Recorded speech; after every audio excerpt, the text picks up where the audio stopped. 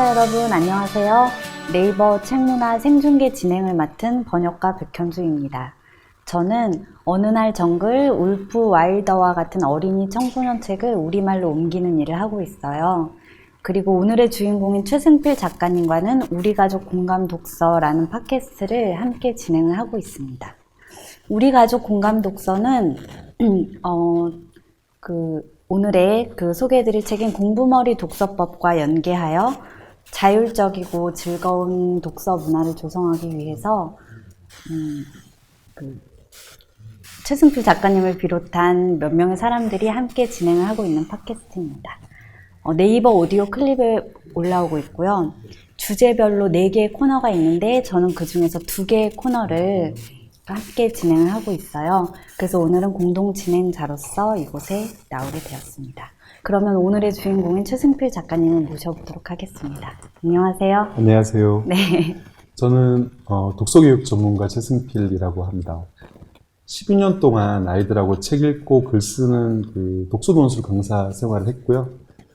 또 아이들, 어린이 청소년, 지식도서 작가로도 활동했습니다. 지금은 이제 그동안의 경험을 바탕으로 독서 교육이 왜 필요하고 또 어떻게 해야 되는지를 알리는 그런 일을 하고 있습니다. 네. 우리가 공감 독서 녹음 때문에 지난주에 뵙고 이제 또 보게 되는데요. 요즘에 되게 자주 뵙죠. 네. 저희가 2주에 한 번씩 만나서 녹음을 하고 있잖아요. 예. 그런데 늘 목소리만 들려드리다가 이렇게 또 생중계로 시청자분들을 뵙는다고 생각을 하니까 좀 떨리기도 하고 더 반갑기도 저도 굉장히 떨려요. 네. 오늘 실수를 하지 않고 네. 이 방송을 끝내는 게 제 목표입니다. 네. 공부머리 독서법 요즘에 장안의 화제인데요. 저희가 우리 가족 공감 독서를 한 지 1년 정도 됐잖아요. 그러니까 그 이전 거부터 해서 노란 책방부터. 그래서 제가 그 책을 처음 주셨던 때가 생각이 나는데 그러니까 저는 아무래도 직업이다 보니까 주변에 책이 나오는 경우가 되게 많아요. 그렇죠. 그래서 저 책을 받았을 때도 사실은 정말 아무 생각이 없었는데. 또 책이 한 권 나왔구나. 네네, 책이 한 권 나왔구나 했는데 점점 순위가 올라가더니 종합 베스트셀러 1위까지 하더라고요. 그러게요. 네. 이렇게 인기가 많을 줄 예상을 하셨나요? 아니요, 전혀 예상 못했어요. 사실은 우리나라 교육이 사교육 의존적인 교육이잖아요. 네. 사교육 공화국 이런 말이 있을 정도로 사교육에 많이 이제 의존하는 그런 교육하고 있는데, 이런 교육 풍토에서 다시 책이다. 사실 제 책이 이제 보면 결국에 독서가 답이다. 이런 이야기인데, 이런 이야기를 많은 분들께서 읽어주실 거라고는 사실 생각하지 않았어요. 네. 그런데 제가 이 책을 그럼에도 불구하고 쓰게 된 것은 사실은 좀 써야 해서 쓴 측면이 좀 있어요. 이게 무슨 얘기냐면 저는 이제 12년 동안 아이들하고 같이 책을 읽고 글을 쓰고 이랬던 사람이잖아요. 그리고 요즘 아이들이 공부를 어떻게 하는지 또 옆에서 지켜보고, 그러면서 또 그 공부에 근본적인 문제가 있다는 것도 알게 되고, 그러다 보니까 이런 책을 안 쓰는 게 좀 해야 할 일을 하지 않는 것 같은 느낌? 좀 직무유기? 약간 이런 느낌이 있는 거예요. 그래서 그래서 좀 사실은 해야만 해서 좀 한 측면이 있어요. 그래서 제가 처음 이 책을 쓰기 시작했을 때 주위에 이제 작가분들이나 그 동료 강사분들, 이런 분들한테 제가 무슨 얘기를 했냐면 내가 지금부터 우리 아이들 손에 책을 들려줄 거다. 반응이 어떠시던가요?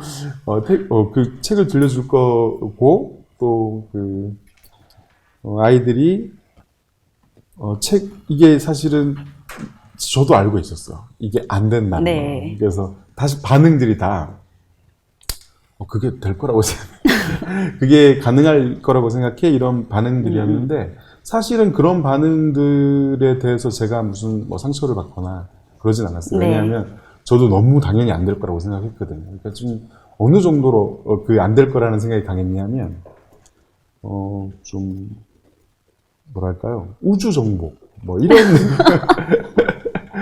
타노스가 네. 아니면 우주 정복이 힘들잖아요. 그래서 우주 정복을 꿈으로 갖는 것만큼 좀 허황되다는 생각을 저도 했기 때문에 그래도 뭐 인생 뭐 있어 뭐 네. 이런 느낌으로 하고 싶은 일이고 해야 되는 일이니까 그냥 한번 질러 보는 거다.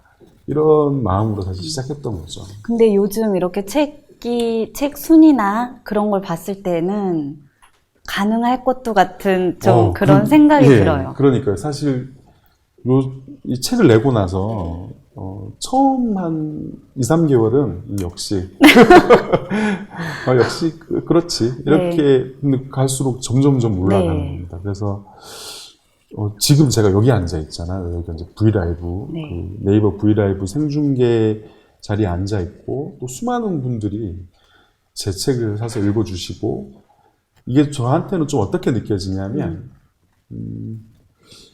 질게 확실한 전투에 나갔는데 이번 전투는 졌어 이러면서 전투에 나갔는데 제가 알지 못했던 제가 몰랐던 뭐랄까요 지원군 네. 예, 제가 몰랐던 아군을 뒤늦게 네. 발견하게 된 알게 된 그런 느낌이라서 좀 꿈속에 사는 것 네. 같아요. 지금 좀 마이크, 네. 예. 네. 그러면, 오늘 이야기를 나눌 책, 공부머리 독서법도 강연 내용을 바탕으로 쓰게 된 걸로 알고 있는데, 저도 사실 강의에 한번 참석해 본 적이 있거든요. 처음에는 이제 저희가 팟캐스트 진행한 지가 1년이 넘었기 때문에, 그냥 진짜 아무 생각 없이 갔는데 거기가 이제 300석 규모의 강연장인데 정말 금방 강연장이 꽉 차더라고요. 그래서 그때부터 막 긴장이 되는 거예요.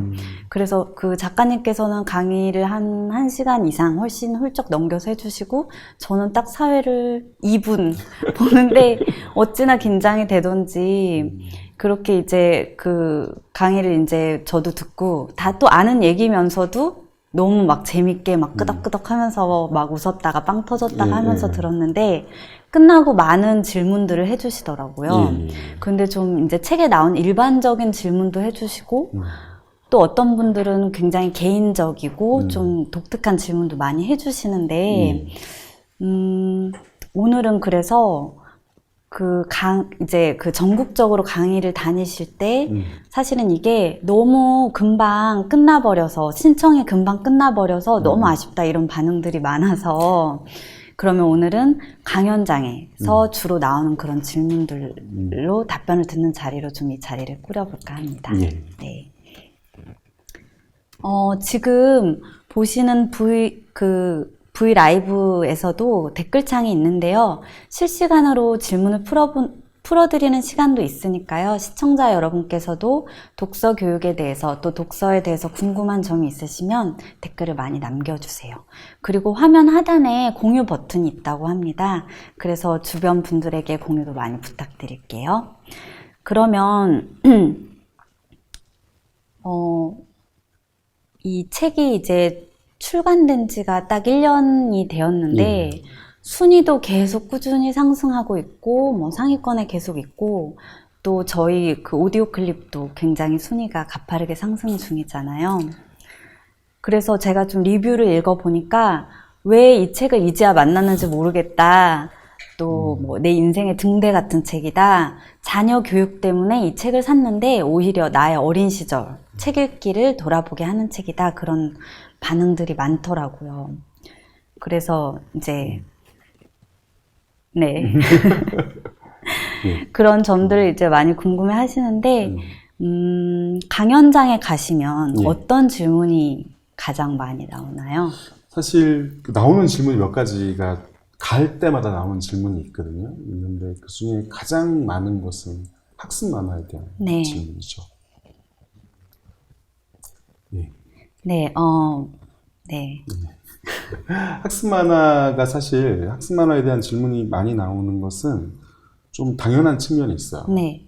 왜 그러냐면 실제로 학습 만화가 우리나라 초등 독서에 있어서는 굉장히 큰 비중을 차지하고 있거든요. 네. 사실 제 체감으로는 좀 어느 정도 느낌이냐면 옛날에 황소개구리 네. 기억나시죠? 네. 황소개구리가 처음 등장했을 때 이 황소개구리가 우리나라 생태계를 전부 다 장악할 것 같은 네. 그런 공포가 있었잖아요. 네. 저한테 학습 만화는 네. 지금 딱 그때 네. 황소개구리 같은 네. 그런 정도 느낌으로 느껴지거든요. 네. 그럼 좀 학습 만화 이야기는 제가 좀 더 먼저 여쭤보고 싶은 질문이 있어서 그걸 먼저 하고 조금 뒤에 더 자세히 예, 답변을 예. 듣도록 하겠습니다. 알겠습니다. 자, 그러면 본격적으로 독서 교육에 대해서 질문을 드려볼게요. 대한민국에서 가장 바쁜 사람들을 꼽자면 학생들일 것 같은데 예. 공부하고 숙제하기에도 시간이 부족한데 공부머리 독서법 책에서 보면 학원을 줄이고 독서를 하라고 그렇게 말씀을 하고 계세요. 예, 예. 근데 정말로 사교육 없이 그렇게 책만 읽어도 괜찮을까요? 저는 제가 생각했을 때는 네. 그 질문 자체에 문제의 핵심이 있는 것 같아요. 그 질문에는 몇 가지 전제가 깔려 있는데, 사교육 없이 공부를 할 수 없다라는 네. 전제가 깔려 있고, 또 공부를 하는 데 있어서 사교육이 가장 효과적인 어떤 수단이다라는 전제가 깔려 있죠. 네. 근데 사실은 자기주도 학습 뭐 이런 용어가 있는 것처럼 네.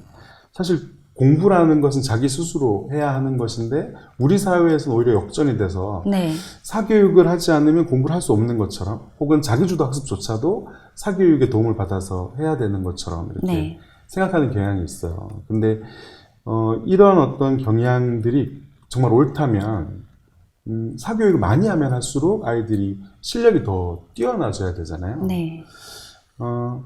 제가 이제 강사 생활을 한 기간이 12년 정도 되는데, 그 12년 동안 아이들의 그 학습 능력은 계속 떨어져 왔습니다. 이 두 가지 큰 흐름이 있었는데, 하나는 네. 학습 능력이 계속 떨어지는 것이고, 다른 하나는, 사교육이 점점 강화되는 네. 거였어요. 이런 어떤 학습 능력의 저하 현상에 대해서는, 저 개인적인 체감뿐만 아니고, 교육이나 뭐, 교육에 관련한 연구 자료나 통계 자료들을 통해서 이게 굉장히 많이 네. 나오고 있거든요. 그러면 이렇게 학생들의 읽기 능력이 떨어지는 이유는 뭐 때문이라고 생각하세요? 일단은 기본적으로는 그 학습 능력이 떨어지는 가장 큰 이유는 네. 사실 이 학습 능력이라는 게 공부라는 게 생각해 보시면 교과서라는 책을 읽고 이해하는 거잖아요. 그래서 그 이해하는 것을 출력하는 것이고. 근데 그렇기 때문에 학습 능력의 가장 기본 중추는 읽기 능력이 될 수밖에 없어요. 네. 근데 읽기 능력이 떨어진다는 것은 떨어지는 이유가 있다면 그건 되게 명확합니다. 네. 뭐냐면 읽고 이해하는 경험이 극단적으로 적은 거죠. 이게 이제 줄어들면 읽기 능력도 같이 떨어지는 네. 건데 사실 이런 학습 능력의 저하는 우리나라만의 현상은 아니에요. 예를 들어서 전 세계적으로 사실은 이 여러 이제 매체에서 다른 나라들도 이제 이런 아이들 학습 능력이 떨어지고 있다라는 그런 징후들이 계속 나오고 보도가 나오거든요. 근데 이게 왜 떨어지는지를 생각해 보면 그 떨어지는 시기를 보면 좀 알 수 있어요. 그것은 이제 스마트폰입니다. 첫 번째로 가장 네. 큰 것은 스마트폰, 물론 컴퓨터 게임도 그 즉각적인 반응 뭐 이런 것 때문에 그런 효과가 있지만 스마트폰이 저는 더 큰 역할을 한다고 보는데 그게 왜 그러냐면 이게 휴대가 가능하기 때문에 그러니까 어느 곳에 가서든 스마트폰을 할 수 있는 거죠. 그러니까 여가 시간에 지금 생각해 보시면 스마트폰이 나오기 전에는 독서를 어떤 여가의 놀이 혹은 여가 문화로 우리 때는 왜 책 대여점 이런 것도 있었잖아요. 네, 맞아요. 네, 그런 것처럼 책을 막 돈 주고 네, 맞아. 용돈을 주고 네. 책을 빌릴 정도로 이 독서에 관해서는 독서가 어떤 학습적인 것이라기보다는 자연스러운 놀이 문화, 여가 문화로 받아들여지는 측면이 있었거든요. 근데 이 스마트폰이 나오면서 이 상황이 완전히 역전됐어요. 실제로 자녀분들한테 이 방송을 보시고 있는 학부모님들께서 자녀분들한테 야 우리 때는 돈 주고 용돈을 주고 책을 빌려서 읽었어. 이런 얘기를 하면 아마 아이들이 깜짝 놀랄 거예요. 네. 왜냐하면 아이들한테는 상상할 수 없는 일이거든요. 이런 식으로 이제 스마트폰이 아이들의 여가 시간을 다 장악해버린 이런 측면이 있죠. 근데 우리나라가 제가 느끼기에는 다른 나라보다 그 스마트폰의 여파가 훨씬 크게 느껴져요. 제가 생각했을 때. 네. 그 이유는 왜 그렇다고 생각하세요? 일단은 스마트폰 보급률이 세계 1위입니다. 아, 네. 성인뿐만 아니고 어린이 청소년 스마트폰 보급률이 또 세계 1위고요. 네. 이거하고 또 연결되는 게 뭐냐면 조기 교육하고 사교육이 우리나라는 나날이 강화되어 왔거든요. 근데 이 조기 교육과 사교육의 강화되는 양상이 이 커지면 커질수록 어떤 현상이 발생하냐면 생각해 보시면 사교육이라는 건 근본적으로 교과의 내용을 설명해 주는 서비스입니다. 네. 교과의 내용을 설명해 주고 문제를 풀게 하고 틀린 문제를 다시 설명해 주고 다시 문제를 풀게 하고 사실 이런 네. 이제 그렇죠. 이런 네, 로직으로, 과정으로 네, 이루어져 예, 있죠. 갈 수밖에 없는데 그러다 보니까 이제 어떤 문제가 발생하냐면 사교육이 이 비중이 크지 않았을 때 예를 들어서 내가 공부하다가 모르는 부분이 생겨서 그걸 사교육의 도움을 받게 되면 사실 그 병폐가 그렇게 크게 나타나지 않고 오히려 좋은 점도 있을 수 있겠죠. 네. 근데 이게 사교육이 점점 더 사교육의 어떤 강도 그리고 사교육의 어떤 들어가는 시간 이런 것들이 점점 더 커지면서 공부 자체를 그러니까 도움을 받는다기보다는 공부 자체를 사교육을 통해서 하게 되는 거예요. 이렇게 되면 어떤 일이 벌어지냐면 아이들이 그 공부한 교과서를 스스로 읽지 않고 설명을 듣는 걸로 대체하게 네, 네. 되거든요. 이렇게 되면 학교 공부를 특히 초등학생의 경우에 학교 공부를 자기가 직접 교과서를 들여다보고 이렇게 하는 것이 아니라 이 사교육의 도움을 받아서 설명을 듣는 방식으로 하니까 이렇게 되는 겁니다. 학교 공부도 설명을 듣는 방식으로 네. 하고 여가 시간에는 스마트폰에 빠져 네. 살게 되고 이렇게 되니까 이 두 개가 결합되면서 읽고 이해하는 그 경험을 극단적으로 줄여버리는 거죠. 네. 그러니까 아이들의 읽기 능력이 점점 더 떨어질 수밖에 없는 네. 그런 상황이 있는 겁니다. 그런데 그 논술 학원을 직접 운영하시기도 하셨잖아요. 예. 근데 이렇게 전면적으로 사교육을 비판하시는 건 좀 과한 게 아닌가 예, 하는 예. 생각도 드는데요. 정말 좋은 질문인 것 같아요. 왜냐하면 제가 이 얘기를 꼭 어디선가 네. 한번 하고 싶었는데 또 이게 하게 되네요. 그렇죠. 당신도 사교육 네. 강사였으면서 어떻게 사교육을 그렇게 전면적으로 비판할 수 있냐? 사실 너무 당연한 지적입니다. 근데 물론 이제 제가 책에 사교육의 그 나쁜 점, 사교육을 통해서 어떤 결과가 나오게 됐는지 이런 것들에 대해서 많이 쓰긴 했어요. 근데 사실 가만히 읽어보시면 사교육 자체를 시키면 안 된다라든가 사교육의 존재 자체를 이거 굉장히 해악이다 이렇게 얘기하고 있지는 않거든요. 사실 어떤 점이냐면 사교육은 뭐 부모님의 교육 철학이나 아이가 겪고 있는 학습에서의 곤란한 어떤 지점, 이거의 성격에 따라서 당연히 사교육의 도움을 받을 수 있습니다. 그리고 네. 사교육을 통해서 오히려 학습 능력을 끌어올릴 수도 있죠. 근데 제가 아까 말씀드렸던 것처럼 너무나 사교육 의존적으로 공부를 하다 보니까 아이들이 읽고 이해하는 그 경험이 너무 극단적으로 떨어지게 되고 그래서 아이들의 읽기 능력이 사실 굉장히 심각하게 떨어지고 있거든요. 이렇게 떨어지고 있는 현실, 이런 것들 때문에 사실은 이제 사교육을 이렇게 잘못된 방식으로 활용하는 것은 좋지 않다.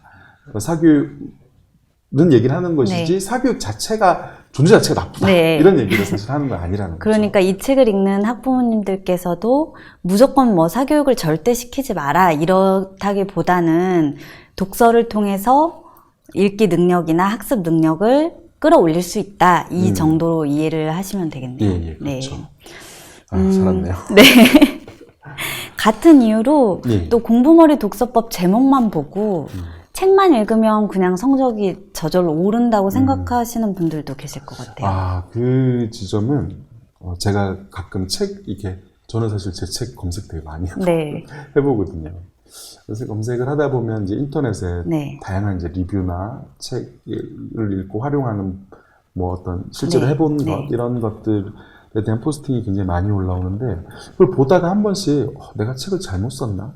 이런 생각을 할 때가 있어요. 그 중에 하나가 뭐냐면 마치 책만 읽으면 네. 아이가 무조건 공부를 잘할 수 있을 것처럼 그렇게 받아들이시는 그런 분들이 가끔 계시거든요. 근데 책을 읽으면 이 학습 효율성이 아주 가파르게 올라오는 건 사실입니다. 근데 학습 효율성이 올라오는 것과 실제 성적이 높게 나오는 건 좀 다른 문제예요.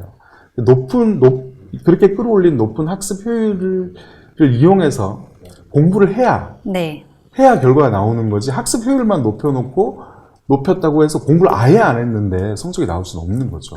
그러니까 제가 듣기에는 독서를 많이 해서 읽기 능력이 신장이 되면 마치 자동차의 엔진의 용량이 늘어나는 좀 그런 느낌으로 그렇죠. 일종의 엔진 업그레이드하는 네네. 그런 효과가 있는 건데, 그래도 엑셀을 밟아주지 않으면 네. 엔진이 아무리 힘이 좋아도 엑셀을 밟지 않으면 차는 안 나가니까요. 네. 네, 엑셀을 밟으셔야 한답니다. 예. 네. 그러니까 공부를 하셔야 한답니다. 그렇죠. 네.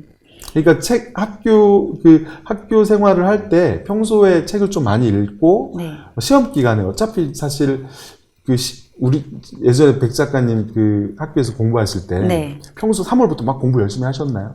그렇진 않죠. 시험 기간에 하셨죠? 네네. 예, 요즘도 사실 마찬가지입니다.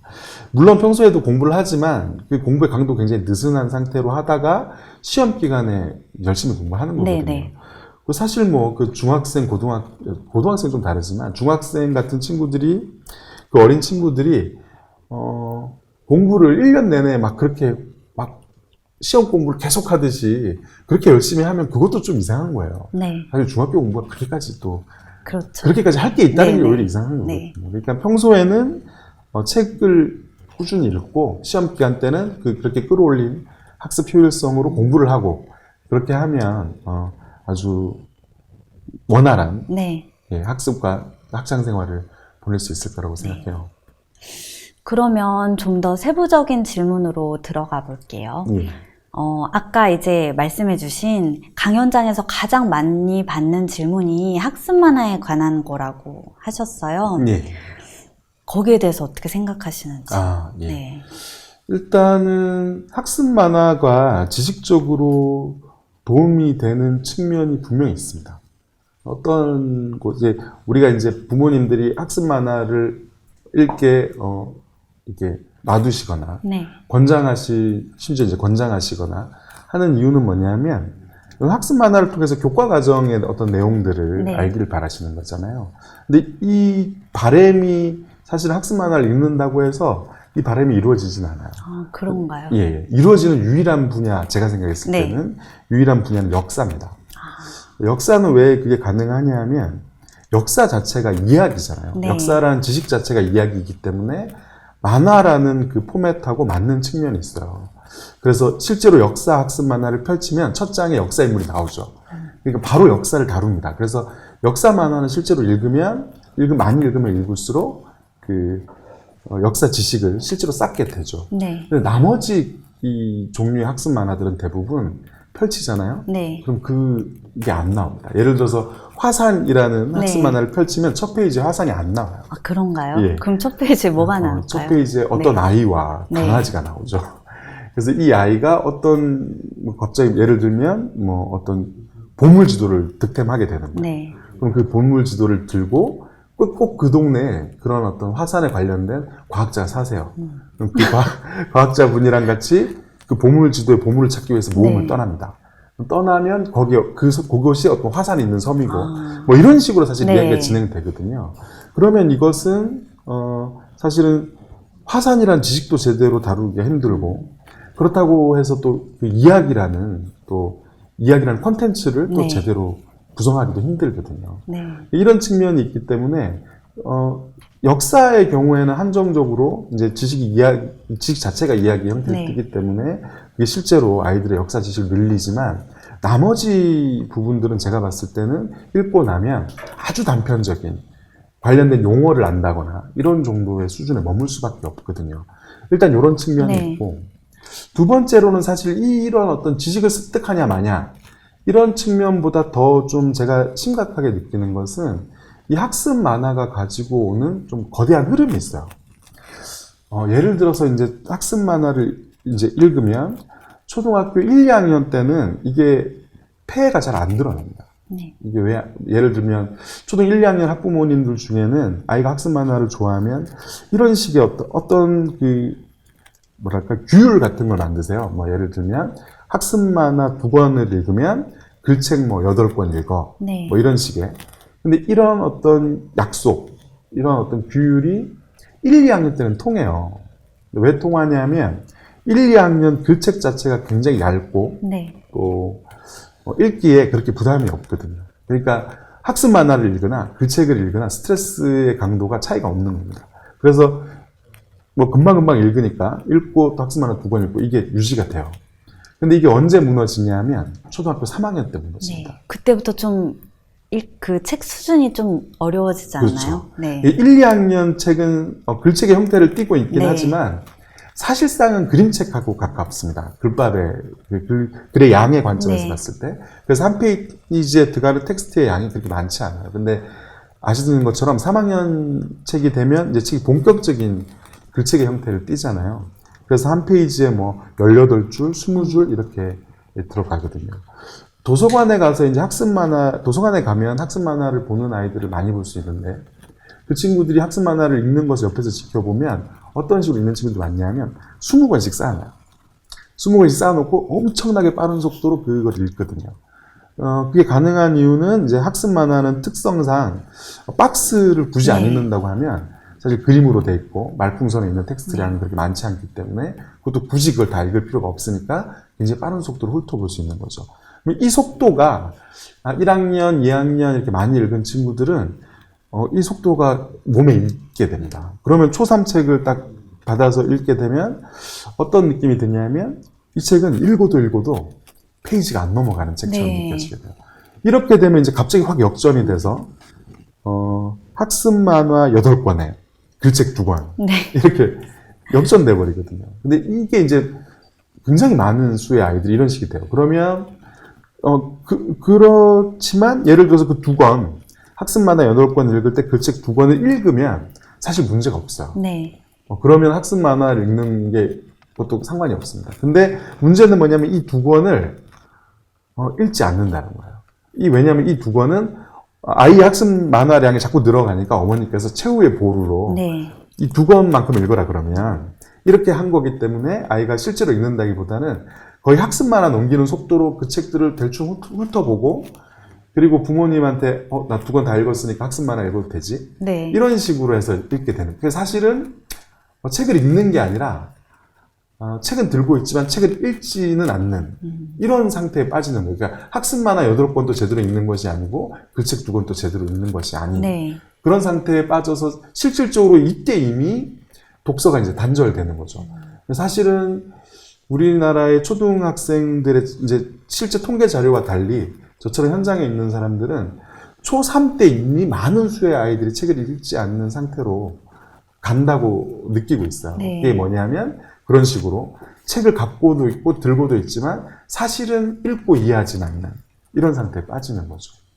저도 일 때문에 도서관에를 가보면 예. 거의 학습 만화를 읽고 있거나 아니면 그 읽었던 북카트 있잖아요. 네. 거기에도 거의 늘 학습 만화가 있어요. 제가 좀 제 체감으로 말씀드리면 네. 이게 어느 정도로 심하냐면 서울이든 제주도든 상관없습니다. 여름방학이나 휴일, 네. 뭐 일요일 이럴 네. 때 도서관 어린이실을 문 열고 들어가잖아요. 그럼 100명이 앉아있으면 100명 모두가 학습 만화를 보고 있다고 해도 과언이 아니에요. 한두 명도 없을까요? 그냥 일반 책 읽는. 가끔 있죠. 네. 가끔 둘 중에 하나입니다. 네. 숙제를 하러 왔거나 네. 숙제를 하러 왔거나 반경 10m 안에 엄마나 아빠가 반드시 째려보고 있을 거예요. 이렇게 얘기할 정도로 네. 학습 만화에 대한 치중도 굉장히 높고 사실상 저는 우리나라 도서관 어린이실이 사실상 만화방이 됐다고 생각하거든요. 네, 그런 그럼 정도. 그렇게 이미 학습 만화에 빠진 아이들은 예. 어떻게 지도를 해야 될까요? 사실 학습 만화를 이미 재밌게 읽고 있는 아이들한테 학습 만화를 뺏는 것은 불가능합니다. 그걸 뺐으면 엄청난 가정 불화를 네. 각오를 해야 되는 네, 거죠. 네. 근데 학습 만화를 뺐을 명분도 사실 없어요. 그쵸. 왜냐하면 스마트폰이나 컴퓨터 게임보다는 그래도 학습 만화가 낫거든요. 네. 근데 스마트폰, 컴퓨터 게임을 안 뺐는데 학습 만화를 뺏는다는 건 사실 좀 어불성설인 네. 측면이 있죠. 그럼 어떻게 해야 되냐면 그래서 필요한 것이 사실은 우리 가족 독서 시간입니다. 예를 들어서 뭐 주 5일 매일 1시간, 네. 이건 뭐 연령대마다 다를 수 있지만 매일 1시간 정도 가족 독서 시간을 갖는 거죠. 그래서 이 학습 만화를 어떻게 취급하셔야 되냐면 학습 만화를 놀이의 도구로, 사실은 실제로 만화라는 콘텐츠가, 저는 학습 만화가 굉장히 병폐가 있다고 생각하지만 학습 만화가 아닌 일반 만화에 대해서는 사실 콘텐츠로서 굉장한 가치가 있다고 생각해요. 네. 특히 뭐 지금 같은 4차 산업혁명 시대에는 그 만화를 통해서 기를 수 있는 어떤 상상력, 서사성, 이런 것들에 대한, 그거에 대한 감각, 이런 것들 되게 중요하다고 생각하거든요. 생각하는데 학습 만화는 사실 아까 말씀드렸던 것처럼 컨텐츠성이 되게 떨어져요. 네. 그러니까 이 지식을 다루려고 하다 보니까 그렇게 되는 건데. 이두저도 아닌. 예, 좀 그런 좀 특징을 갖게 되는 건데, 이 학습 만화, 원래 만화라는 건 네. 아이들이 가지고 즐길 수 있는 일종의 놀이 문화잖아요. 그러니까 그 만화를 원래 자기가 돌려놓는 겁니다. 예를 들어서 뭐 장난감, 컴퓨터 게임, 스마트폰, 그 옆에 학습 만화를 두는 거죠. 그래서 아이가 여가 시간이나 자유 시간에 학습 만화를 읽는 것은 그냥 용인하시면 됩니다. 네. 컴퓨터 게임을 용인하고 스마트폰을 용인하는 것처럼요. 근데 아이가 그 책을 예를 들어서 독서 숙제를 하는데 학습 만화로 독서 숙제를 하려거나, 네. 아니면 우리 가족 독서 시간에 학습 만화를 들고 들어오려 하거나, 이런 것만 막아주시면 돼요. 그러니까 쉽게 말씀드리면 아이가 책을 읽고 이해할 수 있는 인위적 시공간을 최소한도로 어느 정도는 마련해 주셔야 되고, 네. 거기에는 학습 만화를 갖고 들어오지 못하게, 이런 식으로 이제 지도하시면 되는 거죠. 네. 그러면 예. 그런 학습 만화가 아닌 좋은 책을 고르는 그런 요령이나 방법이 있을까요? 학습 만화가 좋은 책을 고르는 요령이요.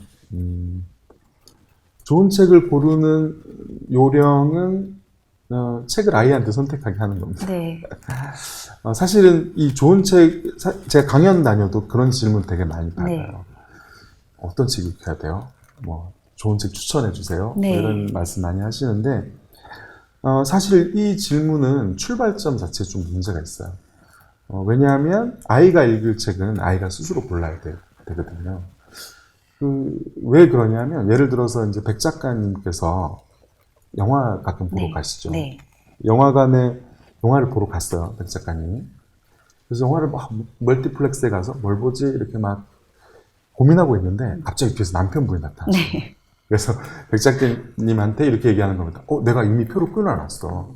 같이 영화를 보러 가자. 해서 데리고 들어갔어요. 근데 들어갔는데 역사 다큐멘터리인 거예요. 그럼 재미가 없으시겠죠? 재미가 없겠죠. 예. 네. 그래서 되게 기분이 안 좋으시겠죠? 안 좋을 것 예. 같아요.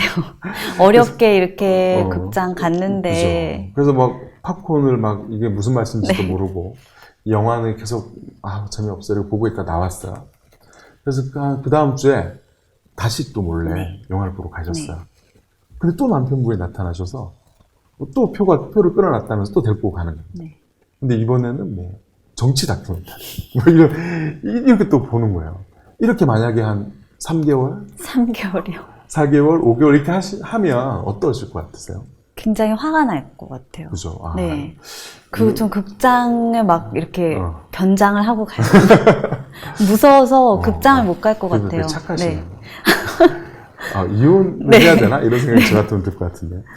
사실 영화는 영상 매체잖아요. 근데 영상 매체라는 건 자리에 이렇게 앉아 있으면 화면이 그냥 넘어갑니다. 네. 근데 이렇게 앉아 있으면 화면이 넘어가는 영상 매체조차도 내 흥미, 내 취향이 무시된 어떤 선택을 그러니까 내가 볼 영화를 타인의 취향과 타인이 원하는 대로 선택을 하게 되면 그 영화를 보는 것조차도 고역이잖아요. 네. 근데 책이라는 것은 기본적으로 글을 읽고 이해하는 행위죠. 이것은 책 내용하고 상관없이 이 행위 자체가 굉장히 지적인 행위입니다. 근데 이런 지적인 행위를 예를 들어서 책을 읽으려고 펼쳤는데 이 책이 내 관심사나 나의 어떤 취향, 지금 내가 읽고 싶은 어떤 종류, 이것과 전혀 상관없는 어떤 부모님이나 타인에 의해서 선택이 된다고 하면 그 고통은 영화의 선택권이 뺏긴 것보다 한 최소 100배 정도는 고통스러울 수밖에 없거든요. 네. 그러니까 책을 사실은 골라주게 되면 독서가 실질적으로 안 일어날 가능성이 굉장히 큽니다. 독서가 안 일어날 가능성이 크고, 특히나 이제 왜 그런 경우 있잖아요. 아이가 4학년에서 5학년이 되면 이제 학교에서 한국사를 배우는데 네. 책을 이제 너는 한국사 책 이런 걸 읽어야 되지 않겠니? 혹은 세계사 책을 읽어야 되지 않겠니? 이런 식으로 하게 되면 당연히 아이는 그 책을 읽을 수 없게 돼요. 그러니까 선택을 해주시더라도 이게 이런 거 있잖아요. 재미는 없지만 좋은 책. 그런 책은 없어요. 재미가 없으면 안 펼쳐지는 책이 되는 겁니다. 그러니까 책이라는 건 어떤 책을 제가 이제 저 같은 경우는 6개월에 한 번씩 언어 능력 평가를 계속하면서 10년 가까이 아이들하고 수업을 했잖아요. 그래서 제가 수업을 해보면 그런 어떤 지식 도서를 읽었을 때 아이들의 언어 능력이 안 올라와요. 이게 왜 안 올라오냐면 사실 안 읽기 때문입니다. 읽고 이해해지지 않기 때문이죠. 그러니까 마치 제가 다큐멘터리를 억지로 보고 있는 그런 그렇죠. 아무 감상이 없는 그런 상태나 마찬가지라는 그렇죠. 말씀이시죠. 그냥 앉아서 이거 언제 끝나? 이렇게 되게 되잖아요. 그러니까 그런 책도 읽으라고 하면 그냥 이렇게 훑어보게 되는 거죠. 그걸 일일이 읽고 이해하는 게 아니라. 근데 읽고 나서 막 확인을 누가 어른이 한다 그러면 띄엄띄엄 그래도 이렇게 몇 개만 이렇게 훑어보고 마는 겁니다. 그러니까 그런 책들을 많이 갖다 주게 되면 실제로 독서가 일어나지 않고, 실제로 독서가 일어나지 않으니까 언어 능력도 올라오지 않는 거거든요. 그래서 사실은 또 이런 것도 있어요. 이럴 수도 있어요. 부모님께서 아이가 좋아할 만한 책을 빌려다 주실 수도 있잖아요. 그렇게 하면 또 문제가 없느냐? 그렇게도 문제가 생겨요. 어떤 문제가 생기냐면 아이가 좋아할 만한 책을 갖다 주면 아이가 그때는 되게 재밌게 읽습니다. 근데 이제 시간이 지나서 아이가 초등 6학년, 중학생이 되잖아요. 그러면 아이가 책을 읽기 거부하기 시작해요. 왜냐하면 사춘기가 되면서 독서를 부모님이 나한테 시키는 여러 가지 일 중에 하나 이렇게 받아들이게 되는 거죠. 독서는 기본적으로 굉장히 자율적인 행위고 개인적인 행위이기 때문에 독서의 출발점은 아이의 책에 대한 선택권을 보장해 주시는 것에서부터 출발하셔야 된다는 거죠.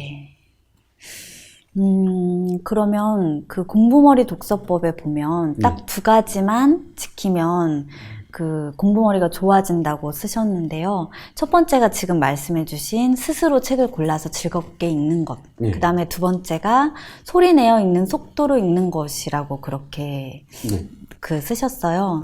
근데 왜 소리내서 읽는 속도로 읽는 게 중요할까요? 일단은 그 말에는 좀 오해의 소지가 있긴 있습니다. 어떤 오해의 소지가 있냐면 사실 그 말의 기본 전제는 뭐냐면 텍스트를 모두 읽어야 된다는 거예요. 그러니까 충분히 생각할 시간을 가지고 텍스트를 쭉 따라가서 읽어야 된다는 거죠. 근데 사실은 우리 이 묵독을 하게 되면 소리내서 읽는 속도보다는 좀 빨라지는 경향이 있어요. 특히 우리 초등학생 독서가들, 중학생 이제 독서가들의 초보 독서가들의 경우에는 책을 처음 접하고 좀 재밌어지는 단계가 되면 묵독의 속도도 재미를 느끼는 것만큼 좀 빨라지는 경향이 있어요. 그래서 사실 그 정도, 이거 한 2배수 정도로 보거든요. 예를 들어서 소리내서 읽었을 때 3시간 정도 걸릴 책이면 1시간 반까지는 사실 속독으로 보지 않습니다. 그럼에도 불구하고 제가 왜 그런 얘기를 쏙 빼고 소리내서 읽는 속도로 읽어야 한다라고 딱 못을 박아서 얘기했냐면 사실은 독서 습관이 나쁘다 이렇게 얘기할 때 가장 많은 퍼센테이지가 뭐냐면 속독이에요. 그만큼 속독을 많이 합니다. 이렇게 속독을 어느 정도로 많이 하냐면 사실은 이제 독서를 하는 대부분의 아이들이 그럴 정도로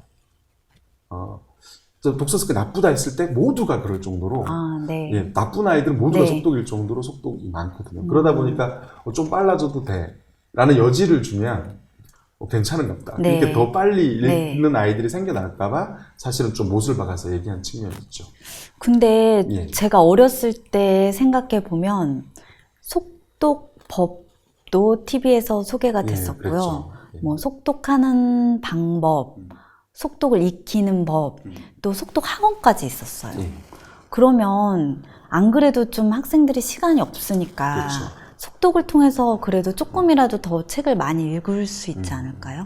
그러니까 여기에 이제 독서에 대한 좀 오해가 있는 것인데, 책을 어떤 그 내용을 습득하거나 지식을 습득하는 관점에서 본다면 속독이 도움이 될 수 있는 측면도 있을 거예요. 네.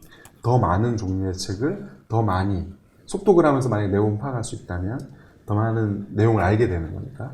근데 사실은 독서의 효과라는 것은 읽고 이해할 때 발생합니다. 네. 그러니까 읽고 이해한다는 것은 눈으로 훑어서 전체 줄거리를 파악하는 것이 아니라 그 한 줄 한 줄을 읽으면서 그 상황에 들어가서 그 책 속의 상황에 들어가서 이해하는 것이죠. 이럴 때 이제 언어 능력이 올라오는데, 실제로 6개월에 한 번씩 언어 능력 평가를 해보잖아요. 그러면 속독 습관이 좀 심한 친구들의 경우에는 아무리 읽어도 언어 능력이 꼼짝도 하지 않아요. 네. 근데 사실은 기본 스토리, 그냥 한 소리 내서 읽는 속도보다 조금 빠른 정도의 속도로, 그러니까 더 막 깊게 생각하고 이런 게 아니라 그냥 이야기 재미에 빠져서 쭉 읽잖아요. 그러면 중학생의 경우는 6개월에 한 번씩 테스트를 해보면 이게 언어 능력 평가 점수가 딱딱 올라가는 게 수치로 잡힐 정도예요. 네. 굉장히 유의미하게 올라가거든요. 근데 속독을 하면 정말 놀랍게 안 올라가요. 이것만 봐도 속독이 이 독서법으로 놓고 보면 이제 좀 문제가 있는 방법이라는 걸 알 수 있죠. 제가 봤을 때 속독을 할 수 있는 유일한 경우는 예를 들어서 한 분야의 지식 도서를 굉장히 많이 읽었는데 어떤 단원을 펼쳤는데 그 단원이 내가 이미 다 알고 있는 지식을 다루고 있다. 이랬을 때 눈으로 훑으면서 내가 놓친 부분, 모르는 부분이 있나? 이런 걸 확인하면서 넘어갈 때 정도만 속독을 저는 할 수 있다고 네. 생각해요. 그리고 실제로 속독을 해도 좋다라는 어떤 그런 속독법, 이런 문제들은 좀 어떤 부분이 있냐면 책을 좀 사실 우리가 너무 만만하게 보는 거예요. 네. 사실 책이라는 것은 작가들이 굉장한 사고량, 사고 시간을 거쳐서 또 굉장히 공을 들여서 쓰는 거거든요. 그렇게 사실은 정독으로 굉장히 느린 속도로 한 번 읽었다 하더라도 그 책에 대해서 내가 완전히 다 이해하고 느꼈다고 할 수 없어요. 네. 근데 하물며 속독으로 읽으면 그 책이 갖고 있는 실제의 생각, 이런 것들을 받아들이기가 더 힘들겠죠. 지금 말씀을 들어보니까 저희가 이제 가끔 여행 가면 미술관 갈 때 있잖아요. 예. 그런데 사실은 그림 하나하나가 다 의미가 있고 생각할 거리가 있는 건데 속독은 그냥 이렇게 쭉 걸어가는 그냥 그렇죠. 구경만, 그냥 이렇게 한눈으로만 구경하는 좀 그런 느낌이 들어요. 예, 그렇죠. 영화로 예를 들면 네. 영화를 한 10배속으로 보는 그럼 로맨스 영화를 10배속으로 네. 본다고 생각해 보세요. 네.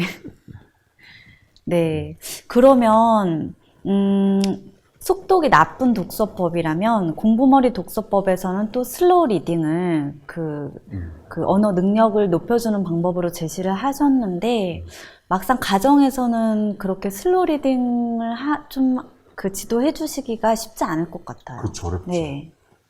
그래서 제가 운영하고 있는 네. 네이버의 공부머리 독서법이라는 네, 카페가 있는데 그 카페에서 이제 그런 부분들을 도와드리기 위해서 방학 때마다 다양한 독서 프로젝트를 하거든요. 네. 참고로 이 독서 프로젝트들은 다 비영리입니다. 네. 비영리고 그런 그래서 사실 이미 지나간 어떤 슬로우 리딩 프로젝트들은 그냥 들어오셔서 네. 그 올라와 있는 대로 그냥 쭉 따라서 네. 하시면 자료를 활용하고 자료를 그렇게 활용하시고 하시면 바로 되는 거죠. 하시면 네. 됩니다. 그래서 사실은 슬로우 리딩은 말씀하신 대로 네. 가정에서 하시긴 좀 힘들어요. 왜냐하면 슬로우 리딩이라는 것은 책을 천천히 읽는 게 아니거든요, 사실은. 네. 책을 읽다가 멈춰서는 순간이 생기는 겁니다. 근데 이 멈춰서는 순간이 어떤 거니, 간의 핵심은 뭐냐면, 그 텍스트의 진짜 의미를 파악하는 거예요. 그러니까 예를 들어서 아주 낮은 단계의 슬로우 리딩은 어떤 게 있을 수 있냐면, 백 작가님 책 읽다 보시면, 정신 차렸더니 막 4-5페이지 넘어가 있고. 그럴 때 있어요. 네, 그럴 때 네. 있잖아요. 그럴 때, 가던 길 쭉 가시던 분들이 있어요. 네. 그럴 때 이제 그걸 미끄러진 그 부분 다시 돌아와서 읽는 정도의 성의. 이런 것도 어떤 의미에서는 네. 아주 낮은 단계의 슬로우 리딩이라고 할 수 있어요. 네. 또 책을 읽다 보면 작가가 갑자기 이런 얘기를 합니다. 앞서 말했듯이. 네. 앞서 뭘 말했지? 이럴 때 있잖아요. 네, 그러면 그 진짜. 앞서 말한 네. 게 뭔지 찾아서 확인한 후에 이제 독서를 진행하는 이런 게 이제 아주 낮은 레벨의 슬로우 리딩이죠. 네. 근데 좀 요거보다 좀 높은 중간 단계의 슬로우 리딩은 어떤 거냐면 우리가 흔히 독서를 책과의 대화 네. 뭐 이런 얘기를 하잖아요. 전 어릴 때 그 얘기를 듣고 책이랑 말을 한다고? 막 이런 네. 이런 좀 이상한 생각이 들었었거든요. 근데 사실 이 책과의 대화라는 건 책을 읽으면서 책한테 자꾸 물어보는 거죠. 좀 더 엄밀히 말하면 작가에게 물어보는 거예요. 왜 첫 줄을 이 문장으로 시작했어요? 무슨 의도예요? 아니면 이 주인공의 직업을 왜 이렇게 설정했죠? 왜 그랬죠? 이런 식으로. 네. 좋은 책이라는 건 이렇게 좋은 질문을 던지고 나서 책을 가만히 들여다보면 논리적으로 답을 찾을 수 있어요. 그래서 사실 이렇게 그 답을 찾았다는 건 그 첫 줄을 왜 썼는지를 알게 되는 거잖아요. 텍스트의 진짜 의미를 네. 파악하게 되는 거죠. 이런 식의 어떤 독서법이 네. 이제 사실 슬로우 리딩인 거죠. 네. 지금 말씀을 듣고 보니까 그냥 쓱쓱 읽고 지나가는 속독이 아니라 슬로우 리딩을 한다고 하면 지금 말씀해 주신 것처럼 사고의 훈련이나 체계가 더 확장이 되어서 일어날 것 같은 그런 생각이 들어요. 공부머리 독서법에 보면 슬로우 리딩 외에도 언어 능력을 높이는 방법들을 좀 더 구체적으로 제시해 주고 계세요. 네. 뭐 반복 독서, 필사, 초록 이런 것들을 많이 제시를 해주셨는데 뭐 이 슬로우 리딩을 포함한 이런 방법들을 관통하는 단 하나의 원칙을 한 줄로 정리해 주신다면 어떻게 될까요? 생각을 많이 하는 독서. 네, 여기서 말하는 생각이라는 건 굉장히 다양한 의미가 있을 수 있을 텐데 학습 능력, 그러니까 언어 능력의 관점에서 보면 이 생각의 핵심은 뭐냐면 아까 말씀드렸던 텍스트의 진위를 파악하는 거예요. 사실은 이제 책을 읽어서 아이들이 언어 능력이 올라오는 걸 생각해 보면 그것은 예를 들어 3시간짜리 책을 읽는다는 건 3시간짜리 생각을 하는 거하고 같거든요. 그것도 작가라는 사람들이 아주 정교하게 구축해 놓은 그런 사고를 따라가 보는 거죠. 근데 이렇게 그냥 겉으로 읽는 게 아니라 이렇게 겉으로 드러나 있는 네. 어떤 책의 내용을 파악하는 독서만으로도 사고의 양이 나오고 이렇게 나오죠. 근데 반복 독서라든가 필사라든가 초록 같은 것은 더 깊게 들어가서 생각하는 거예요. 네, 그러니까 그래서 어떤 의미에서는 이 모든 것이 반복 독서도 그렇고 필사도 그렇고 사실은 그것 자체가 또 다른 종류의 강도 높은 슬로우 리딩의 방법이라고 네, 생각하시면 돼요. 그래서 예를 들어서 슬로우 리딩이 우리가 그냥 막 책을 읽으면 놓쳤던 것들도 책을 반복해서 읽거나 필사를 하게 되면 그게 보이는 경우가 굉장히 많습니다. 왜 그러냐면 필사로 예로 들면 필사를 할 때 책을 한 문장을 옮겨 적잖아요. 그럼 저같이 머리가 나쁜 사람은 그 문장을 최소한 3번은 봐야 돼요. 그리고 쓰는 동안 또 시간이 걸리잖아요. 네, 그러면 평소에 그 문장에서 발견할 수 없었던 것들을 발견하게 됩니다. 그래서 이게 왜 중요하냐면 예를 들어서 이런 어떤 깊게 생각하는 독서의 슬로우 리딩의 가장 고급한 레벨은 뭐냐면 상징을 읽는 거예요. 네, 근데 상징을 읽는다는 것은 상징을 읽지 못하면 사실 텍스트 자체를 이해하지 못하게 되는 경우가 굉장히 많거든요. 그렇죠. 네, 예를 들어서 뭐 엄마야 누나야 강변 살자 이런 문장을 읽었는데 강변을 상징으로 안 읽고 그냥 읽으면 강변 아파트에 살자는 얘기인가? 뭐 이렇게 이해할 수 있잖아요. 네. 또 한 예를 들면 만약에 어린 왕자 같은 책이라고 하면 어린 왕자는 상징이 굉장히 많이 들어있는 책인데 어린 왕자를 상징의 관점으로 읽지 않고 만약에 겉으로 그냥 읽으면 이게 어떤 이야기가 돼버리냐면 B-612 행성에 어떤 에어리언이 살고 있었던 거예요. 네, 근데 그 에어리언이 같은 행성에 사는 말 많은 장미 때문에 너무 화가 나서 그 행성을 뛰쳐나오죠. 네, 그래서 이 행성 저 행성 또 돌다가 지구에 왔는데 보아뱀한테 물려 죽은 거예요. 이걸 상징의 관점을 빼고 읽어버리면 네, 어린 왕자가 이런 식으로 오독이 된다는 거죠. 그렇기 때문에 이런 상징을 읽는 것이 굉장히 중요한데 이 상징을 읽는 것은 사실은 이런 슬로우 리딩의 방법을 거치지 않으면 그 방법을 상징을 네. 읽는 방법을 깨닫기는 굉장히 힘들거든요. 네. 여러 가지 독서법을 통해서 생각하는 능력을 기르고 또 읽는 능력도 기르는 것, 그런 방법들을 제시를 해주셨는데요. 요즘 뭐 4차 산업혁명이다 해서 막 되게 뭐 앞날 예측할 수 없다는 이야기들이 많잖아요. 이렇게 점점 발전하는 시대에서는 특히나 더 필수적인 그런 능력이라는 생각이 들어요. 지금까지 최 작가님과 독서에 대해서 대략적인 이야기를 나눠봤는데요. 그동안 실시간 댓글로 많은 분들이 질문을 남겨주셨어요. 지금부터는 실시간 댓글로 올라온 질문들을 풀어드리는 시간으로 한번 꾸며볼까 합니다.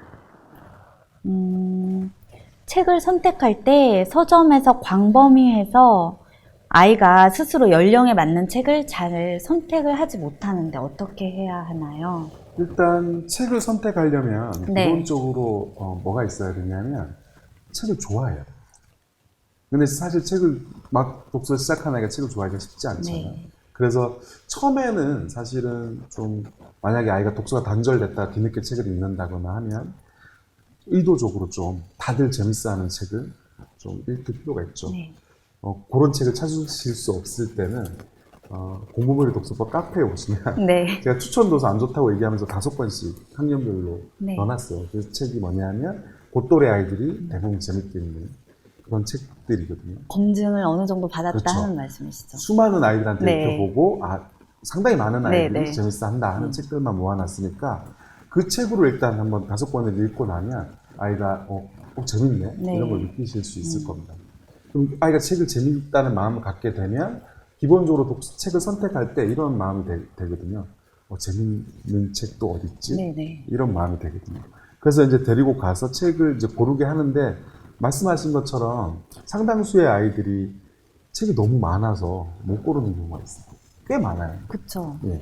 근데 사실은 이게 왜 그러냐면 책을 선택해 본 적이 별로 없어서 그래요. 그리고 이 아이들은 무의식적으로 좀 어떤 걸 갖고 있냐면 선택해야 될 책은 좀 따로 있다. 이런 네. 어떤 막연한 그런 생각을 가지고 있는 거거든요. 이럴 때는 예를 들어서 아까 제가 그 공부머리 독서법 카페에 있는 그런 5권 학년별로 있는 책을 읽혔을 때 그 아이가 되게 재밌게 읽은 그 5권 중에서도 유독 재밌게 읽은 책이 있잖아요.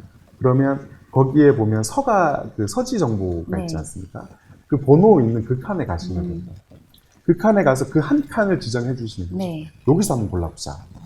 네가 여기 있는 책을 재밌게 읽었으니까 여기서 한번 골라보자 하고 세워놓으시면 그래도 아이가 못 고를 거예요. 그쵸. 네. 책이 너무 많으니까. 네. 한 칸을 딱 지정해줘도 네. 요 한 칸에도 책이 많으니까요. 그럴 때는 옆에서 이렇게 지켜보시다가 5분쯤 기다려주세요. 5분이 지났는데도 못 고른다. 그럴 때는 그 칸에서 제일 오래되고 네. 제일 재미없을 것 같은 책 있잖아요. 그걸 뽑으면서 이거 어때? 하고 물어보시면 돼요. 그럼 아이가 잽싸게 넣어요. 네. 그리고 자기가 계속 갈등했던 몇 네. 권의 책 중에 한 권을 네. 선택하게 되는 거죠.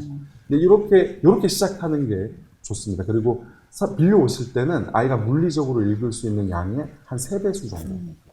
이 정도로 빌려오는 게 좋아요. 네. 왜냐하면 아이의 선택이 잘못됐을 경우가 이제 자기가 생각했던 그런 책이 아닌 경우가 많기 때문에 제목이나 뭐 표지는 좀 자기 재밌을 타입인데, 것 같은데, 네. 막상 읽어봤더니 아니더라. 네. 이런 경우가 많기 때문에 3배수로 빌려와서 그 중에 딱 한 3분의 1, 자기가 실제로 읽을 수 있는 양 정도만 제대로 읽어도 충분히 효과를 줄 수 있죠. 네. 그 다음 질문은요. 6세, 7세 정도 미취학 아이들에게 책을 읽어주면서 어떻게 지도를 해야 사고의 확장이 생길 수 있을까요? 책을 읽어줄 때는 사실 스스로 읽기와 책을 읽어주는 건 좀 완전히 다른, 네. 시와 소설처럼 네. 완전히 다른 거라고 보시면 되는데, 읽어주기에 있어서 가장 중요한 것은 이것이 하나의 공연이라는 걸 인지하는 겁니다. 어떤 공연이냐면 부모와 아이가 같이 하는, 읽어주는 사람과 그 아이가 같이 하는 공연이거든요. 그 공연에서 가장 중요한 건 당연히 연기력이겠죠. 네. 그래서 일단은 부모님께서 굉장히 과장된 연기력으로 이렇게 막 읽다 보면 아이가 자연스럽게 거기에 참여하게 됩니다. 네. 이를테면 아이가 연기자로 참여하기도 하고 그리고 푹 빠져서 또 네, 듣는 네. 청중으로 또 참여하기도 하고 그러죠. 근데 이렇게 이걸 하나의 놀이로 느끼는 게 굉장히 중요합니다. 그리고 읽다 보면 아이가 질문을 던질 때가 네. 더 많잖아요. 그러면 막 끝까지 꼭 읽어야 된다 이렇게 생각하지 마시고 그 질문을 던진 그 지점에 멈춰서 같이 대화를 하시는데 문제는 이것도 일부러 하시면 안 돼요. 일부러 하시면 안 되고 되게 자연스럽게 아이가 물어봤을 때 아이가 이 문답이 오가다 보면 어느 시점이 되면 아이가 어느 정도 또 이렇게 쑥 이렇게 관심이 떨어질 때가 있거든요. 그럴 때는 또 다시 읽어주고. 네. 왜냐하면 이게 문답을 하는 과정 자체가 일종의 슬로우 리딩이거든요. 예를 들어서 뭐 강아지 똥을 읽다가 소달구지가 뭐야? 그러면 그림을 보고 여기에 있는데 뭘 것 같아? 네. 뭐 이런 식으로 해가시면 됩니다. 네. 저도 예전에는 아이가 책을 읽어달라고 했을 때 질문을 하면, 잠깐만. 하면서 끝까지 좀 읽으려고 그런 경향이 좀 있었는데, 이제 작가님 말씀대로. 네, 그렇게 한번 해보겠습니다. 그 다음 질문으로는요, 다음 질문을 한번 찾아볼게요. 이번에는 어른들에 대한 그런 질문인데요. 어른들은 어떤가요?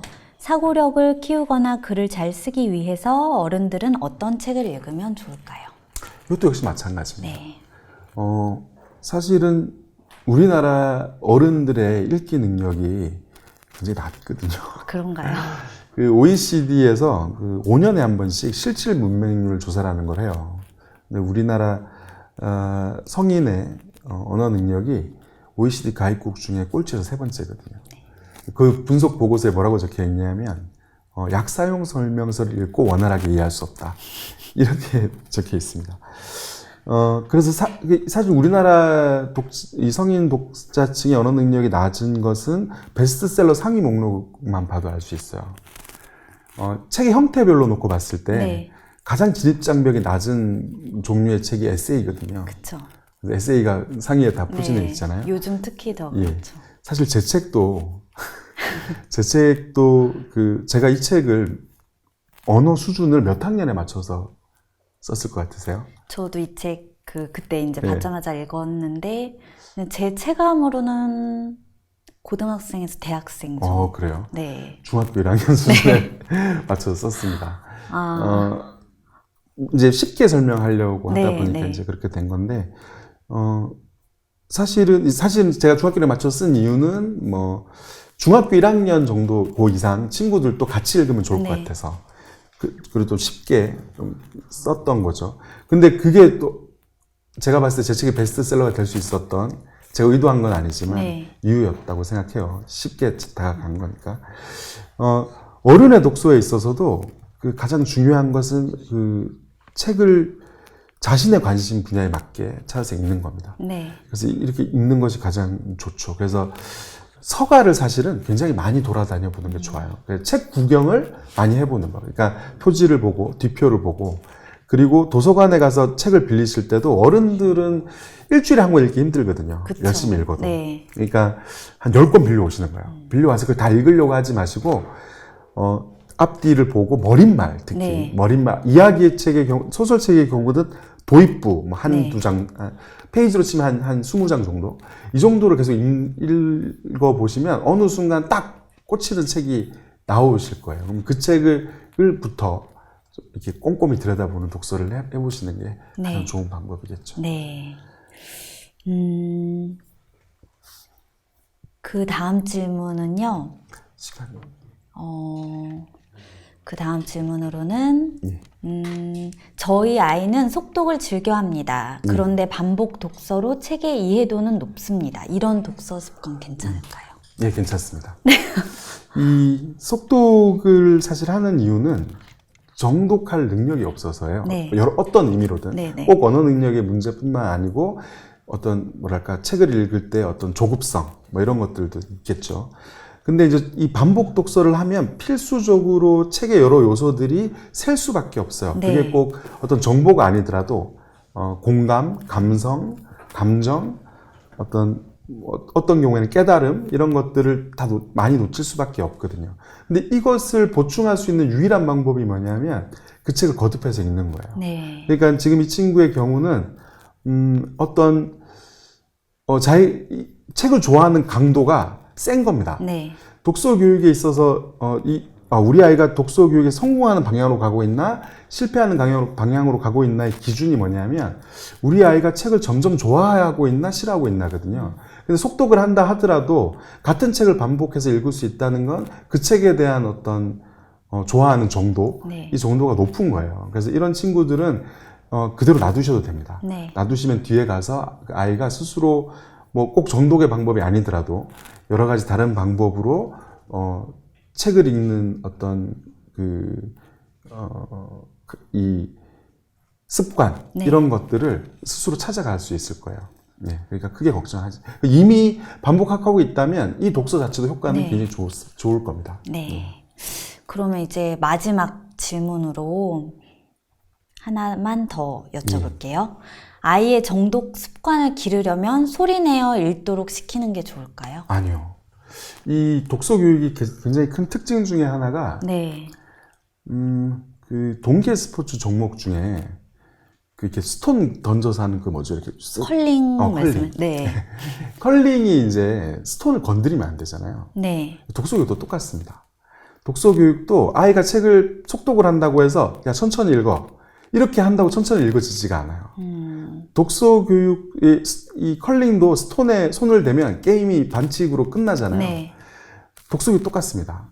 아이한테 직접 이거를 할 수가 없어요. 할 방법도 네. 없고 하면 독서의 단절 쪽으로 네. 다가간다고 네. 생각하시면 되거든요. 그럼 어떻게 해야 되냐면 그 아이가 사실은 속독을 할 때는 여러 가지 이유가 있을 수 있어요. 그 원인을 먼저 파악하시고 그거에 맞는 솔루션을 하는 게 맞는데 속독을 늦출 수 있는 방법은 아이가 정독을 하는 책 경험을 하게 하는 겁니다. 그럼 이걸 어떻게 할 수 있냐면 간단한 방법으로 할 수 있어요. 예를 들어서 평소에는 그냥 속독하게 내버려 두셨다가 방학 때나 네. 이럴 때를 이용해서 일종의 독서 이벤트 같은 걸 하시는 겁니다.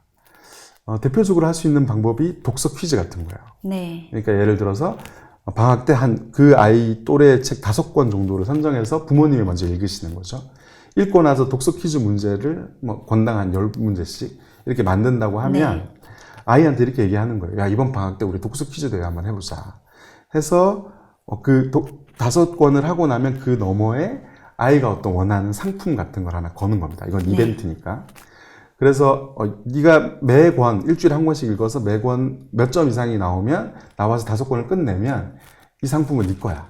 이런 식으로 상품을 걸고 이벤트를 하는 거죠. 이렇게 해서 아이가 이제 예를 들어서 5권을 제대로 읽잖아요. 네. 제대로 읽고 나서 상품을 득템하고 나서 다시 방학이 끝나서 새롭게 독서를 하게 되면 다시 떨어집니다. 다시 속도가 좀 네, 올라와요. 네. 근데 이게 어떤 식으로 떨어지냐면 예를 들어서 그 전 단계에서 속독의 정도가 100이었다면 이 정독을 하는 동안 책을 좀 꼼꼼히 읽으면 이 속도가 좀 많이 낮아지거나 반복해서 읽거나 이렇게 되잖아요. 네. 그러면 그 다음에 이제 다시 풀어졌을 때는 똑같은 105의 속도로 읽는 게 아니고 50 정도로 낮아지는 거예요. 그러니까 조금 더 완화시킬 수 있는 거죠. 네. 근데 이렇게 할 수 있는 것 중에 뭐 제가 말씀드렸던 독서 퀴즈도 있고 아까 또 저희 카페에서 방학 때마다 하는 슬로우 리딩이 사실 네. 그런 용도로 쓰시라고 하는 프로젝트들이니까요. 네. 거기에 참여하는 것도 네. 좋은 방법일 수 있는데 우리 카페 슬로우 리딩의 특징이 뭐냐면 부모님이 같이 참여하는 거예요. 네. 그래서 아이들이 되게 재밌어합니다. 또 생각보다 이런 거 있잖아요. 부모님 일부러 또 틀려주시기도 해요. 사기를 높여주기 예, 사기를 위해서. 높여서 네. 내가 아빠를 이겼어. 뭐 이런 네. 걸 해주려고 그래서 아이들이 또 그거에 속아서 되게 좋아하기도 하고 그러거든요. 네. 예, 그런 방법들을 쓰시는 것이 가장 좋습니다. 네. 참, 그리고 한 가지 좀 높아지게 말씀드리면, 아이들이 속독을 하는 또 기본 메커니즘 중에 하나가 속독이 좋은 거라고 생각해요. 이거 능력이라고 생각하는 네. 거죠. 너는 2시간 만에 읽은 걸 난 30분 만에 읽을 수 있어. 이런 식으로 생각하는 거기 때문에 속독이 나쁘다라는 것만 좀 인지를 시켜줘도 네. 더 빨라지는 것은 어느 정도 막을 수 있습니다. 그 아까 가정에서 독서 퀴즈 같은 거 해도 좋다고 하셨는데 네. 그런 문제는 그냥 간단히 뭐 주인공이 그날 갔던 장소는 어디일까요? 그렇죠. 이 정도의 문제 수준도 괜찮을까요? 그러니까 핵심 줄거리에 네, 해당되는. 네. 그러니까 막 구석에 있는 이상한 걸 내시면 네, 안 되고 네. 읽었다면 읽고 이해하기만 했다면 맞출 수 있는 네. 그런 정도의 레벨을 맞춰주셔야 되는 거죠. 네, 알겠습니다. 네.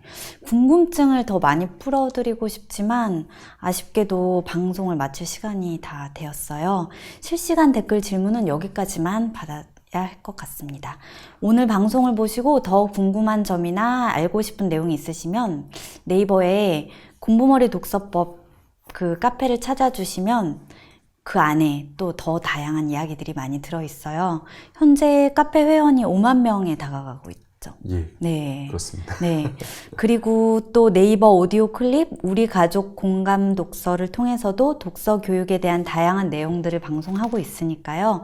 매주 월요일 업데이트 소식 기다려주세요. 작가님은 독서 교육 전문가로 책도 계속 이제 쓰고 계시고 또 비영리로 네이버 카페도 운영하시고 강연을 통해서 전국의 독자분들도 직접 만나고 계시고 네이버 오디오 클립 채널도 진행을 하시잖아요. 그리고 제가 알기로는 가정에서 새 아이의 아빠로서 함께 책도 읽으시고 몸이 10개라도 모자르실 것 같은데 이번에 오디오북도 내셨다고. 예. 언제 녹음하느라 되게 힘들었어요. 그럼 이 책 처음부터 끝까지 다 녹음을 예. 직접 하신 건가요? 처음부터 끝까지 네. 네, 이 책의 내용으로 녹음을 한 거죠. 네. 그러면 제가 듣기로는 그 책이 이제 이 책이 이제 좀 두껍고 하니까 안 읽으려고 하는 아이들 혹은 아직 이 책을 읽기에는 조금 어린 아이들도 함께 네, 그렇죠. 참여하자는 그런 예, 예. 뜻에서 하셨다고. 사실 독서교육 시작해보고 싶은데, 뭐, 네. 자녀가 청소년이거나 초등 고학년인데, 아이가 이제 책 읽기를 거부할 수도 있거든요. 네. 그럴 때, 혹은 독서 방법을 좀 제대로 전달하고 싶은데, 네. 좀 힘들 때, 근데 아직 뭐, 이 공무원 독서법을 읽을 수 있을 정도가 안 됐을 네, 때, 네. 그럴 때 이제 오디오북을 활용하시라고. 네. 네, 그런 의미에서 만든 거죠. 네, 저도 기다려 보겠습니다. 그러면 이런 활동들을 통해서 궁극적으로 이루고 싶은 목표를 여쭤봐도 될까요? 사실 좀 황당하게 들리실 수도 네. 있는데, 제 꿈은, 요즘에 왜 길 가다 보면 아이들이 뭐 길거리에서 스마트폰을 하면서 지나가기도 하고, 가방을 메고 뭐 학원을 네. 막 가기도 하고, PC방을 가기도 하고 이러잖아요. 제가 꿈꾸는 건 이런 거예요. 제가 길을 가고 있는데, 네. 어떤 아이가 버스 정류장에 앉아서 책을 읽고 있는 겁니다. 고개를 들려서 이렇게 보면 네. 어떤 공원에는 또 어떤 아이가 벤치에서 초록색 사과를 하나 옆에 놔두고 그걸 우걱우걱 씹어 먹으면서 책에 푹 빠져서 책을 읽고 있는 거죠. 네. 이런 식으로 도서관에 가면 또 아이들이 책을 막 기대에 차서 가방에 막 그득그득 빌려서 막 즐거워서 집으로 네. 돌아가는 이런 아이들이 도서관에 가득 차 있는 그런 상상을 혼자 하면서 막 네. 웃을 때가 있어요. 네. 그러니까 학교 쉬는 시간에도 종 딱 치면은 책 이렇게 밑에서 꺼내서 그렇죠. 읽고 그렇죠. 또 지하철 타면은 사람들이 다 막 책 네, 읽고 네. 있고 그래서 그런. 누가 막 네. 스마트폰 하고 있으면 저 사람은 참 이상하네. 이게 책이 재밌는데 왜 스마트폰 같은 걸 저렇게 오래 빠져서 하지? 이런 생각을 할 수 있는 네. 그런 좀 허무맹랑한 상상이지만 그런 상상을 하면서 되게 즐거워요. 네. 네. 제가 꿈꾸는 세상이 그런 세상인 거죠. 네. 그러니까 모두가 책을 읽고 모두가 책을 가지고 대화할 수 있는 네. 어떤 가정에 들어가면 모든 가족이 네. 저녁 시간이 되면 저녁을 먹고 나서 막 자유로운 자세로 네. 서로 널브러져서 저 같은 경우는 이제 책 읽을 때 오징어 구워놓고 네. 마요네즈에 찍어 먹으면서 네, 책을 네. 되게 좋아하거든요. 오징어를 쭉쭉 찢어서 마요네즈랑 네. 옆에 놔두고 온 가족이 그렇게 책을 읽고 또 읽은 책에 대해서 같이 대화를 하고 이런 모습 그런 나라가 사회가 되면 얼마나 네. 좋을까 그런 상상을 네. 하곤 합니다. 저도 근래 들었던 그런 이야기 중에서 정말 가장 아름다운 그런 광경인 것 같아요. 그러면 이런 꿈을 이루기 위한 다음 단계로 어떤 계획이 있으세요? 사실 이제 공부머리 독서법 책은 처음 기획 단계에서부터 5권의 책으로 기획을 했던 책이에요. 네. 5권의 그래서 이 시중에 나와 있는 이 첫 책이 통론에 해당하는 건데 그래서 보시면 영유아부터 고등학생까지 네. 내용이 다 들어가 있잖아요. 네네. 그게 왜 그러냐면 이게 독서 교육의 전체를 얘기하는 첫 번째 책이어서 그런 거거든요. 이제 그 세부적으로 들어가서 영유아, 초등, 또 고등, 성인 이런 식으로 들어가서 책을 이제 앞으로 계속 나올 겁니다. 나올 텐데 다음 책은 청소년들이 읽는 네. 책이에요. 그러니까 중고등학생을 예. 대상으로 하셨다는 제가 얘기죠. 다음 책을 청소년용으로 정한 이유는 사실 이 책을 첫 번째 책을 학부모용으로 했던 이유도 네. 책을 읽는 주체는 아이들이지만 그 기본 베이스를 잡아주실 수 있는 분들은 학부모님들이었기 그렇죠. 때문에 출발을 하려면 학부모님들이 먼저 읽으셔야 되겠다라는 생각이 들어서 학부모용 지침서를 가장 먼저 냈던 거고요. 사실 이제 그 다음으로 또 시급한 이제 이 독서법이 가장 또 시급한 친구들이 제가 봤을 땐 청소년이어서 네. 청소년들이 직접 읽고 독서에 대해서 좀 스스로 또 어떤 생각을 가지고 책 읽기를 적극적으로 할 수 있도록 그런 꿈을 가지고 이제 두 번째 책을 준비하고 있습니다. 네. 저도 기대하겠습니다. 그러면 마지막으로 생중계 공식 질문입니다. 예. 최승필 작가에게 책이란? 저에게 책은 텔레파시입니다. 사실 살면서 주위에 여러 사람들이 있고 가까이 지내는 사람들이 있지만 타인의 마음 혹은 타인의 생각 속으로 들어가 보기는 쉽지 않잖아요. 근데 책을 읽으면 책을 쓴 작가가 저하고 아주 먼 곳, 심지어는 또 시간 자체가 다른 시간대에 사는 이렇게 시공간이 다른 경우에도 그런 시공간을 초월해서 그 작가의 생각, 작가의 마음, 그 한 사람의 내면이 제 안으로 이렇게 들어오는 그런 느낌을 받거든요. 그리고 또 제가 책을 쓸 때도 마찬가지 느낌을 받는데, 제가 책을 쓸 때 누군지 모르는 누군지 모르는 많은 독자분들한테 텔레파시를 보내는 거라고 생각하고 쓰거든요. 이렇게 우리 모두가 초능력자처럼 텔레파시를 주고받는 그런 독서 생활을 할 수 있었으면 좋겠습니다. 네, 지금까지 우리 모두가 책을 읽는 아름다운 세상을 꿈꾸는 공부머리 독서법의 저자 최승필 작가님과 독서에 대한 이야기를 나누어 보았습니다.